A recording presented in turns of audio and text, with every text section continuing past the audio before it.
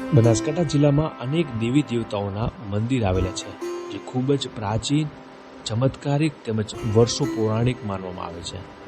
તેવું જ એક વર્ષો પૌરાણિક અને ચમત્કારિક મંદિર દાંતીવાડાથી માત્ર 7 કિલોમીટર દૂર રાણીટૂપ પર્વત પર આવેલું છે. આ મંદિર મિની પાવાગઢ તરીકે ઓળખાય છે.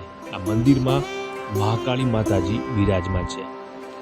લોકવાયકા મુજબ આ મંદિર ખૂબ જ પ્રાચીન અને ચમત્કારિક માનવામાં આવે છે. અને આ મંદિરે લોકો દૂર દૂરથી દર્શનાર્થે આવે છે. જે પણ દર્શનાર્થે આવે છે તેમના મનના કામ પણ પૂર્ણ થાય છે. અને રવિવારની શનિવારની છે મંબુના સોપાની આવે નો રાજીત અને આ કાલકા કસર પણ મહાકાળી છે પાવાગઢ બેઠી એ મિની તરીકે ઓળખાય છે. અને દૂર દૂરની વસ્તી આવે છે. હું સેવા કરવા રહ્યો છું. મારું નામ નોંધજી. જોનું તો કોઈ 2 વર્ષે હશે.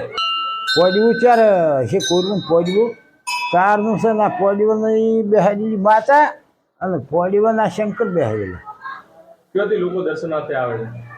લોકો ઠેર મકાવલ ને મીટર ને હોયડા ને આખું રાજસ્થાન આવે છે હોય. અને ઠેર મબુઈનો ઝોપણ ડીસા પાલનપુર બધે વસાબા મળે. દાંતીવાડાથી 5 કિલો 10 કિલોમીટર સેટું છે ભાઈ મંદિર પર્વત રાણીટૂપ પહાડ. દાંતીવાડાથી માત્ર 7 કિલોમીટર દૂર આવેલા રાણીટૂપ પર્વત પર મિની પાવાગઢ આવેલું છે.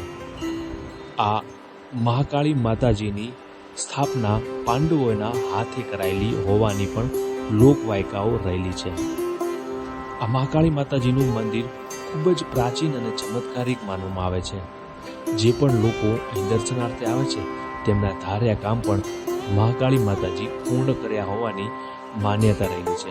લોકો દૂર દૂરથી આ મંદિરે દર્શનાર્થે આવે છે. અને દૂર દૂરથી વસ્તી આવે છે દર્શન કરવાની. એની મોનતા કરે છે ને એનું કોમ પણ માતા કરે છે ને વસ્તી આવે છે. ક્યારે મેળો ભરાય છે? મેળો ભરાય છેલ્લે સોમવારે મેળો ભરાય. હરામણ ઉતરી ને છેલ્લો સોમવાર આવે કે મેળો ભરાય. અને રવિવાર શનિવાર અને પૂનમ આ વસ્તી ખૂબ આવે. કેવી માનતા રાખે લોકો? મોનતા 1,000 રૂપિયાની પ્રસાદ મોની જાય તો એની માતા મનની ધારી આશા પૂરી કરે છે કે મારે નોકરી લેવી તો માતા કાગળી કોણ કરે નોકરી મળે.